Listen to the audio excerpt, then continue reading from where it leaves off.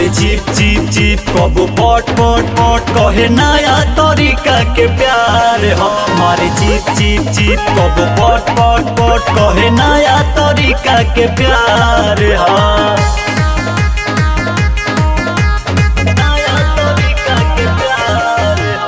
Music by Gajanan ji. बुझी न दर्द हमरो मरद देवेला बड़का चोट रे। मवा का पवते कोरा में सखिया लेके जाला सट रे। एक राती में 3 बार करेला विस्फोट रे।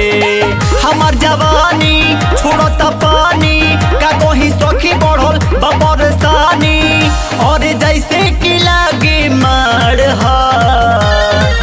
मारे चिप चिप चिप कबो पट पट पट कहे नया तरीका के प्यार हो। मारे चिप चिप चिप कबो पट पट पट कहे नया तरीका के प्यार हो।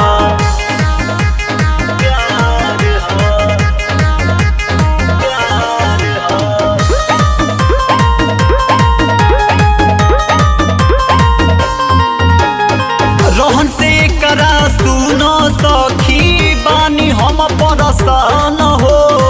मजा लेवे में लागेला सखिया ले ली हमर जान हो।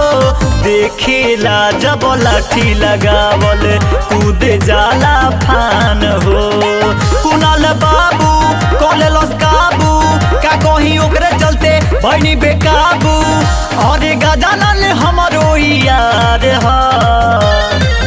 मारे चिप चिप चिप कबो पट पट पट कहे नया तरीका के प्यार हो। मारे चिप चिप चिप कबो पट पट पट कहे नया तरीका के प्यार हो।